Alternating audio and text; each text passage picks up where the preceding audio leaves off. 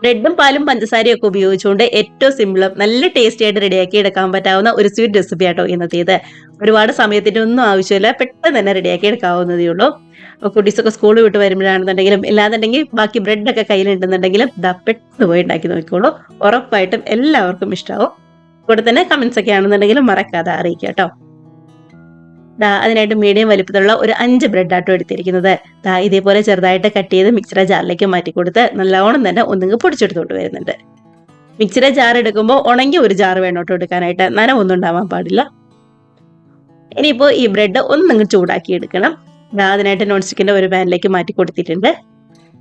ഇതുപോലെ നന്നായിട്ട് ഒന്നുങ്ങ് മിക്സ് ആക്കി ശരിക്കും ബ്രെഡിന്റെ എല്ലാ ഭാഗത്തേക്കും ആ ഒരു ചൂടൊക്കെ ഒന്ന് എത്തുന്ന രീതിയിൽ നന്നായിട്ട് ഒന്നുങ്ങ് ചൂടാക്കി എടുക്കാം. ഗ്യാസിന്റെ ഫ്ലെയിം ഒരു മീഡിയത്തിൽ മാത്രം വെച്ചിരുന്നാൽ മതി, ഫുൾ ഫ്ലെയിമിലൊന്നും വെക്കണ്ട. ഇതുപോലെ നന്നായിട്ട് ഒന്നുങ്ങ് ചൂടായിട്ട് വരുമ്പോൾ നമുക്ക് മറ്റൊരു പ്ലേറ്റിലേക്ക് മാറ്റി കൊടുക്കാം. ഇനി അതേ പാൻ തന്നെ ഒന്ന് ക്ലീൻ ആക്കി ഇതിലേക്ക് മധുരത്തിന് വേണ്ടിയിട്ട് ഒരു 1/4 കപ്പ് പഞ്ചസാരയാണ് ചേർത്ത് കൊടുക്കുന്നത്. ഇതിലേക്ക് 1 ടേബിൾ സ്പൂൺ വെള്ളവും കൂടി ചേർത്ത് ഒട്ടും തന്നെ കരിഞ്ഞൊന്നും പോവാതെ നല്ലോണം ഒന്നുങ്ങ് കാരമലൈസ് ചെയ്തെടുക്കുകയാണ് ചെയ്യുന്നത്.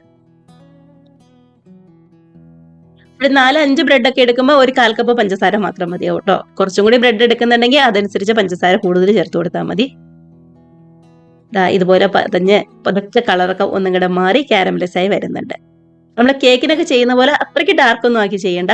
ഇതേപോലെ ഒന്നുങ്ങ കളറ് മാറി പതയൊക്കെ ഒന്നും കൂടെ മാറി വന്നാൽ മാത്രം മതി. ഈ ഒരു പരിവം കറക്റ്റ് ആണ്. ഇതിലേക്ക് ഒരു 1/4 കപ്പ് വെള്ളവും കൂടി ചേർത്ത് കൊടുക്കാം കേട്ടോ. വെള്ളം തിളപ്പിച്ചതൊന്നുമല്ല, സാധാരണ പച്ചവെള്ളം തന്നെയാണ്. ആദ്യമേ ഒരുമിച്ച് ഒഴിക്കരുത്.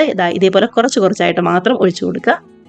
ഒരുമിച്ച് അങ്ങോട്ട് ഒഴിച്ചു കൊടുത്താൽ പെട്ടെന്ന് കയ്യിലേക്കൊക്കെ ഇങ്ങോട്ട് പൊട്ടിത്തെറിക്കും. അതുകൊണ്ട് കുറച്ച് കുറച്ച് മാത്രം നോക്കി നോക്കി ഒഴിച്ചു കൊടുക്കുക കേട്ടോ. നല്ലോണം തന്നെ വെള്ളവും കൂടി ചേർത്ത് ഒന്നിങ്ങ് തിളച്ച് കഴിയുമ്പോൾ 1 കപ്പ് പാലും കൂടി ചേർത്ത് കൊടുക്കാം.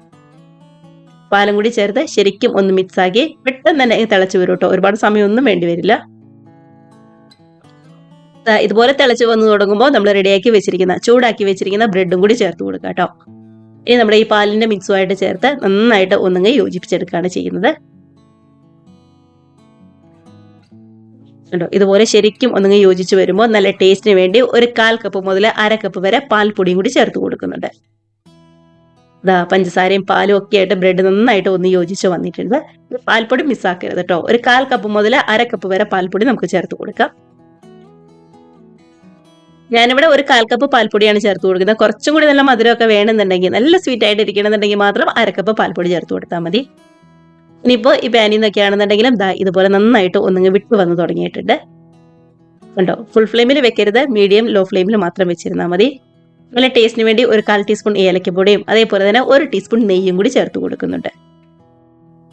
ഇനിയിപ്പോൾ ഒരു 1-2 മിനിറ്റും കൂടി ഒന്ന് മിക്സ് ആക്കി കുറച്ചും കൂടി ഒന്ന് കട്ടിയായിട്ട് പാനിൽ നിന്ന് നന്നായിട്ട് വിട്ട് വരുന്ന പരിവാകുമ്പോൾ ഗ്യാസ് അങ്ങ് ഓഫ് ചെയ്യാം.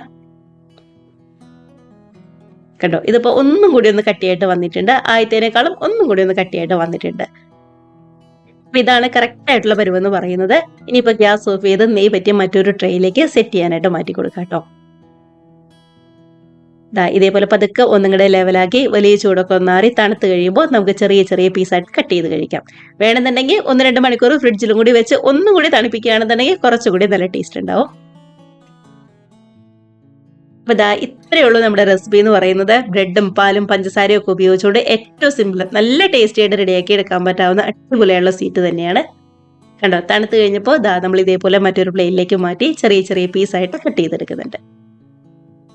ഒരുപാട് സമയമൊന്നും തന്നെ വേണ്ട. കാരമലൈസ് ചെയ്യുമ്പോൾ ഒന്ന് ശ്രദ്ധിക്കണം, അത്ര മാത്രമേ ഉള്ളൂ. പിന്നെ ഒന്നങ്ങ് തണുത്ത് വരേണ്ട സമയവും. അപ്പൊ ബ്രെഡ് കൊണ്ട് എല്ലാവരും ഇതേപോലെ ഒന്ന് ട്രൈ ചെയ്ത് നോക്കുക, ഉറപ്പായിട്ടും ഇഷ്ടമാവും. കൂടെ തന്നെ വീഡിയോ റെസിപ്പിക്ക് ഇഷ്ടമായിട്ടുണ്ടെങ്കിൽ ഒന്ന് ലൈക്ക് അടിച്ച് മറ്റുള്ളവരിലേക്ക് കൂടി ഷെയറും കൂടി ചെയ്യാനായിട്ട് മറക്കല്ലേ. അപ്പൊ നമുക്ക് ഇതേപോലുള്ള പുതിയ നല്ല അടിപൊളി വീഡിയോസ് റെസിപ്പീസ് ഒക്കെ ആയിട്ട് വീണ്ടും കാണാം. അതുവരെ എല്ലാവർക്കും ബൈ.